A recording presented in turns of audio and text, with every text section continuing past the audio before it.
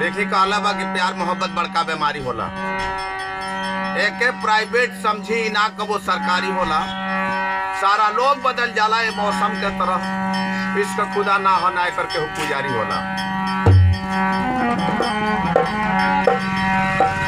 ऐसन भइनी दीवाना समझी सबके बेगाना। ऐसन भइनी दीवाना समझी सबके बेगाना।